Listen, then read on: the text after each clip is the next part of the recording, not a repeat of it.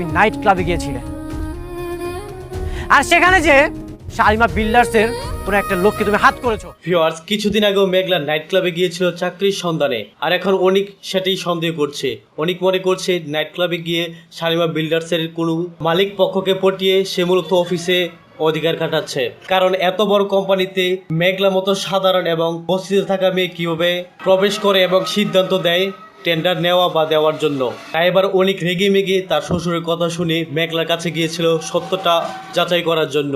আর অনেকে টেন্ডার বাতিল হওয়াতে মেঘলাকে সে অনেক কঠিন কঠিন কথা বলছে। তো ভিউয়ার্স, মেঘলা তো শালিমা বিল্ডার্সের একমাত্র ওনার এবং একমাত্র মালিক। তার হাতে রয়েছে কোটি কোটি টাকা এবং ক্ষমতা।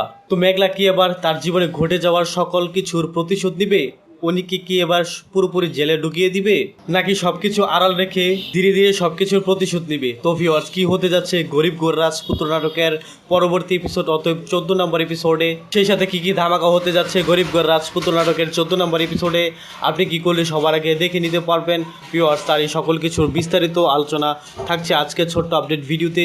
তাই ভিউয়ার্স, ভিডিওতে লাইক দিয়ে চ্যানেলটি সাবস্ক্রাইব করে ধৈর্য সহকারে সম্পূর্ণ ভিডিওটি দেখুন। তো হ্যালো বন্ধুরা, আসসালামু আলাইকুম। আশা করছি প্রত্যেকেই অনেক বেশি ভালো রয়েছেন। তো জমে উঠেছে গরিবগড় রাজপুত্র নাটকের সিরিজটি। আপনার কে কে রয়েছেন গরিবগড় রাজপুত্র সিরিজটির প্রথম এপিসোড থেকে শুরু করে শেষ অবধি দেখেছেন, বলতে 13 নম্বর এপিসোড দেখেছেন, সেই সাথে 14 নম্বর তথা আরও অনেক পর্ব দেখতে চান, সেটি অবশ্যই আপনারা কমেন্টে লিখে জানাতে পারেন। এবং ভিউয়ার্স, মেঘলা যে কোটিপতি হয়ে গেছে, এতে করে আপনারা কি খুশি?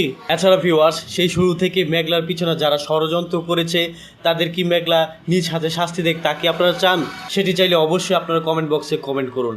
এছাড়া ভিউয়ার্স, আপনারা কি এখনও চান যে বৃষ্টিকে ডিভোর্স দিয়ে অনিক মেঘলার কাছে ফিরে আসুক, মেঘলা অনিকের মিল হোক? সেটি চাইলে অবশ্যই কমেন্টে লিখে জানতে পারেন। তো ভিউয়ার্স, আপনাদের এই কাঙ্ক্ষিত নাটক বলতে গরিবগড় রাজপুত্র নাটকের 14 নম্বর এপিসোডটি আসতে চলেছে আগামী মঙ্গলবার দিন দুপুর ঠিক 12টায় কারো হিম ইউটিউব চ্যানেলের মধ্যে। তো ভিউয়ার্স, আশা করি বুঝতে পেরেছেন।